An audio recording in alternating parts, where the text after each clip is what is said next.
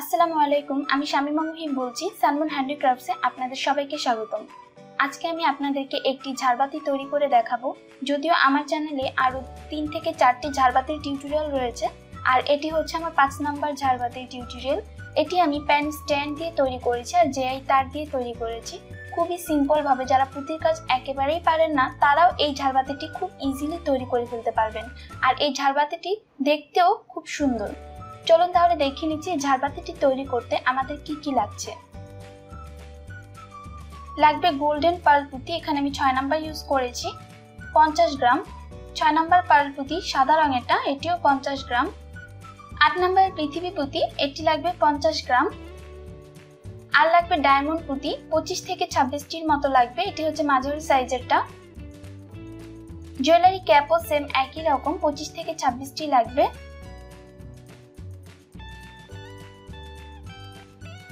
আর এই অংশে আমি কিছু 12 নাম্বার ছক্কা পুঁতি ইউজ করেছি, পানি ছক্কা। খুব বেশি লাগবে না, 10 থেকে 12টি লাগবে। আর এখানে আমি 30 নাম্বার রক্সতা দিয়ে কাজ করেছি, পুরোটাই 30 নাম্বার রক্সতা দিয়ে কাজ করেছি। আর লাগবে 16 নাম্বার জিআই তার। আর এমন একটি প্যান স্ট্যান্ড লাগবে, এটি আপনারা হাড়ি পাতিলের দোকানেই কিনতে পাবেন। এটি আমার ঘরেই ছিল, সেটিকে আমি এখন ইউজ করছি। প্রথমে আমি সুতার মধ্যে ডায়মন্ড পুঁতি নিয়ে নিচ্ছি এবং সুতার দুই মাথা একসাথে করে নিয়ে একটি জুয়েলারি ক্যাপ নিয়ে নিব। আর আমি যে পরিমাণটি বলেছি সেটি আনুমানিকভাবে আমি একটি পরিমাণ বলে দিয়েছি, বেশি কম হতে পারে, আমি একটু বেশি করেই বলেছি। যাই হোক, এখন আমি এর মধ্যে একটি গোল্ডেন পুঁতি, একটি 12 নাম্বার ছক্কা পুঁতি, একটি পার্ল পুঁতি, সাদা পার্ল পুঁতি এবং একটি 8 নাম্বার গোল পৃথিবী পুঁতি, আবার একটি পার্ল পুঁতি এবং একটি 8 নাম্বার গোল পৃথিবী পুঁতি এবং আবার একটি পার্ল পুঁতি। এখন একটি 8 নাম্বার গোল পৃথিবী পুঁতি। দেখুন আমি এইভাবে জিনিসটিকে সাজিয়ে নিয়েছি। এভাবে করে লম্বায় করে নিতে হবে, আপনাদের ইচ্ছে মতো করে আপনারা লম্বা বেশি কম নিয়ে নিতে পারেন। আর সাজানোর যে ডেকোরেশনটা সেটি আপনারা দেখলে বুঝতে পারবেন আমি কিভাবে সাজিয়ে নিয়েছি। এভাবে করে আমি টোটাল 9টি তৈরি করে নিয়েছি।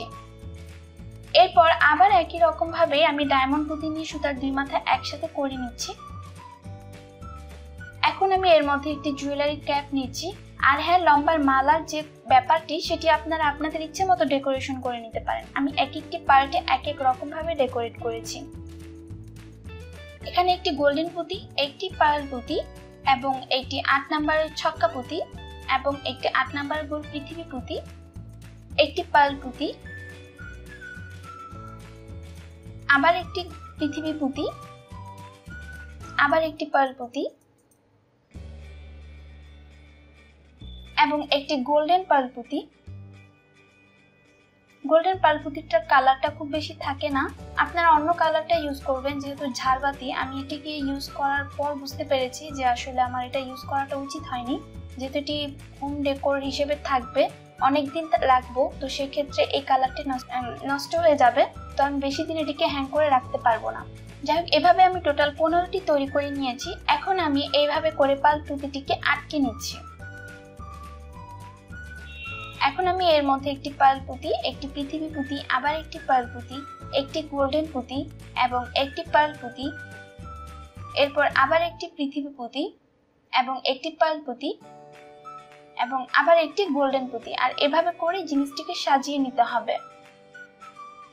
আর এভাবে আমি লম্বায় টোটাল এই অংশের যে লম্বাটা সেটা অনেক বড় করে করতে হবে। আর এই লম্বাটা আমি টোটাল তৈরি করব 9টি।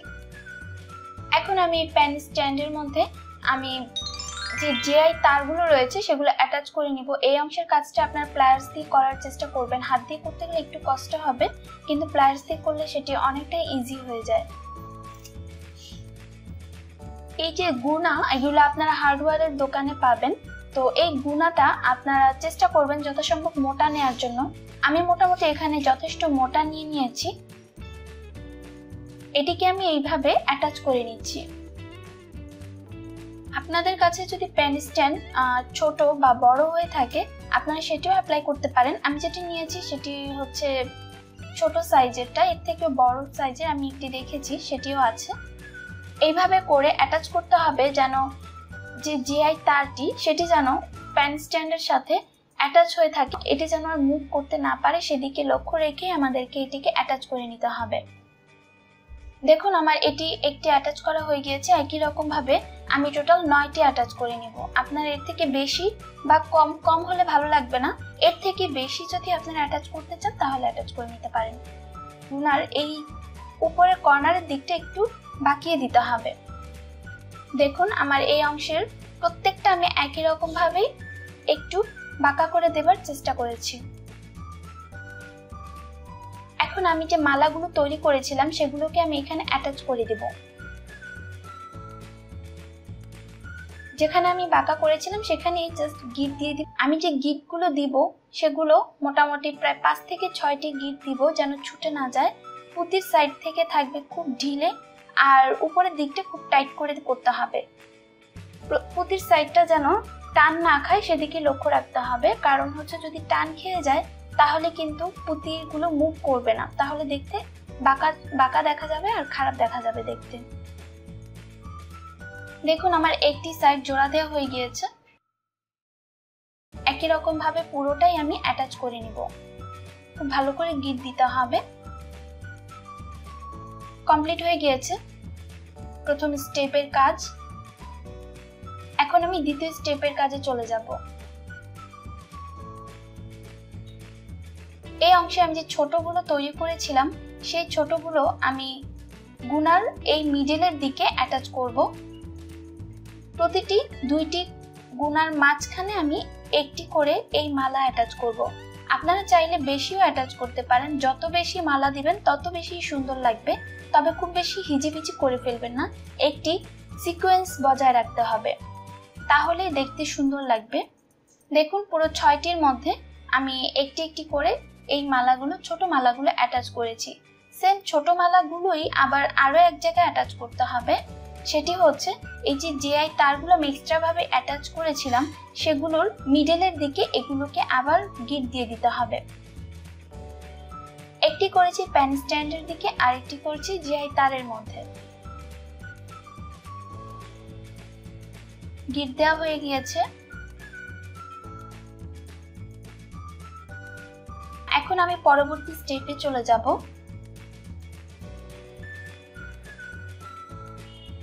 দেখুন লম্বা করে যেগুলো তৈরি করেছিলাম সেগুলোকে এখন আমি অ্যাটাচ করব। আর সেগুলোকে আমি বলেছিলাম টোটাল 9টি তৈরি করতে হবে। এগুলোকে আমি এইখান থেকে মানে প্যান স্ট্যান্ড থেকে আবার যে এক্সট্রা জিআই তারগুলো অ্যাটাচ করেছিলাম সেখানে নিয়ে তারপর আমি গিট দিব। আর এই শেষের কর্নারের এই অংশটা জাস্ট আমি আমার যে জিআই তারটি সেটি তো বাঁকা করে রয়েছে, জাস্ট সুতার মধ্যে এভাবে অ্যাটাচ করে দিব। দেখুন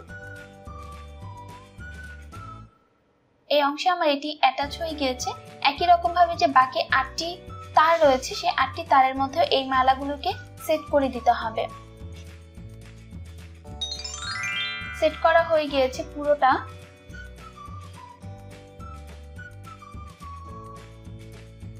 লম্বা করে আমি এক্সট্রা আরো 3টি বানিয়ে নিয়েছি, আর সেই 3টি আমি এভাবে অ্যাটাচ করব স্ট্যান্ডের এক পাশ টু অপর পাশে।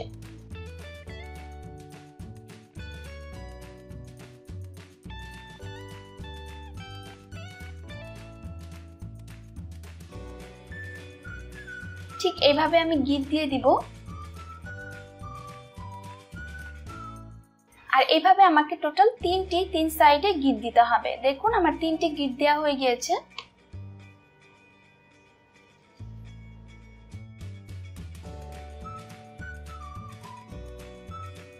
এখন আমি মিডলের জন্য আরো 4টি বানিয়ে নিয়েছি, আর এটিকে আমি ঠিক মিডলের দিকে অ্যাটাচ করব। মিডলের দিকে অ্যাটাচ করার জন্য আপনারা একটু আপনাদের নিয়মটা ফলো করে নেবেন। আমি আমার নিয়মের মতো করে একটু করে নিয়েছি। এখানে আমি উল সুতা ইউজ করেছিলাম, আর এই উল সুতাগুলোকে এভাবে আমি গিট দিয়ে দিয়েছি। এখন আমি এটিকে স্ট্যান্ডের সাথে অ্যাটাচ করব।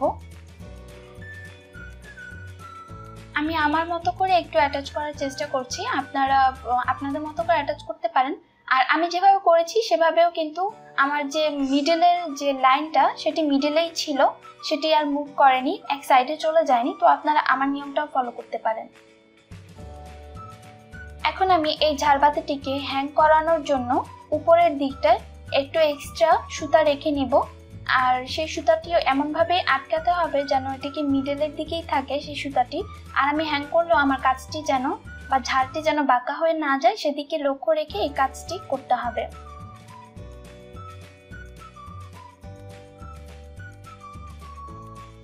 দেখুন আমার ঝাড়বাতিটি পুরোপুরি কমপ্লিট হয়ে গিয়েছে। খুব ইজি আর সুন্দর একটি ঝাড়বাতি। এর ভিতরে আপনারা চাইলে ছোট ছোট যে ডিজে লাইটগুলো রয়েছে সেটি 2টি বা 3টি অ্যাটাচ করে নিতে পারেন। আশা করছি আজকের এই ভিডিওটি আপনাদের ভালো লাগবে। যদি ভালো লাগে তাহলে আমার চ্যানেলে সাবস্ক্রাইব করবেন, লাইক, কমেন্টস এবং শেয়ার করতে কিন্তু ভুলবেন না। আর যারা এখনো আমার চ্যানেলে সাবস্ক্রাইব করেনি তারা আমার চ্যানেলটিতে এখনই সাবস্ক্রাইব করে ফেলুন আর বেল বাটনটিতে ক্লিক করে রাখুন পরবর্তী সকল ভিডিওর নোটিফিকেশন খুব দ্রুত পাওয়ার জন্য। আজকে এই পর্যন্ত, সবাই ভালো থাকবেন, সুস্থ থাকবেন। আমি এবং আমার পরিবারের জন্য দোয়া করবেন। আসসালামু আলাইকুম।